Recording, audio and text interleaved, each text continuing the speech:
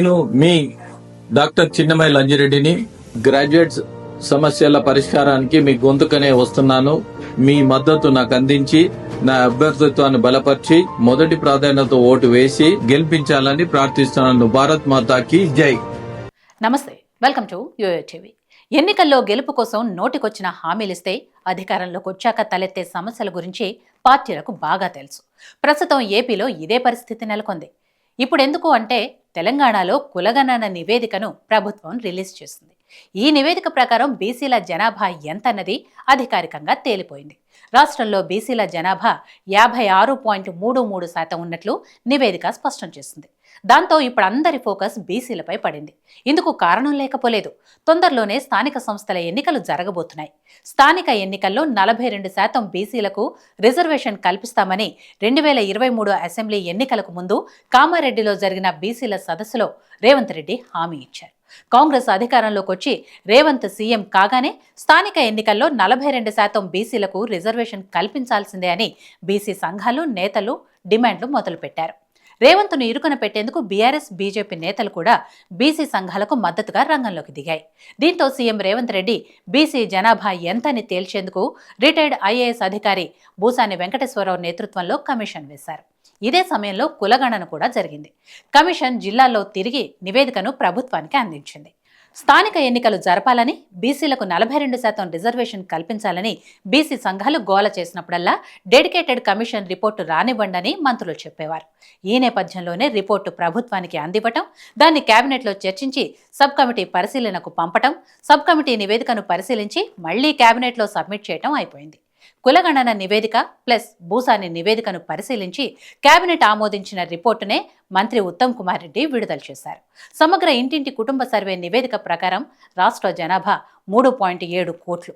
Survey ప్రకారమే అచ్చంగా బీసీల జనాభా శాతం 46.25% అని, ముస్లిం మైనార్టీలోని బీసీలను కూడా కలుపుకుంటే బీసీల టోటల్ జనాభా శాతం 56.33%గా తేలింది. కులగణన నివేదికతో పాటు బీసీ డెడికేటెడ్ రిపోర్టు కూడా వచ్చేసింది.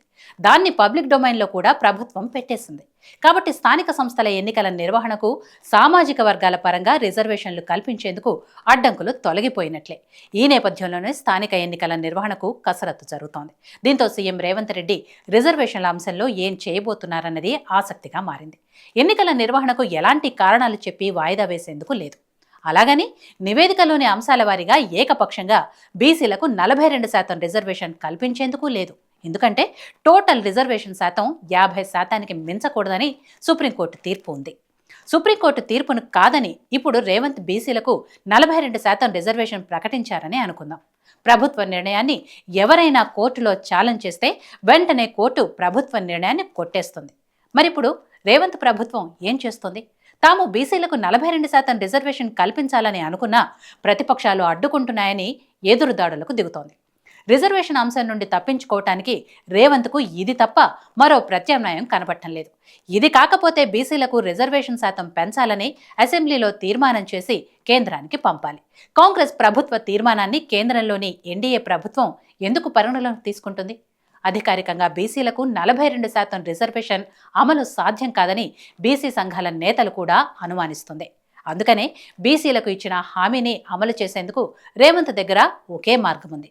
అదేంటంటే పార్టీ పరంగా బీసీలకు రిజర్వేషన్ కల్పించడం.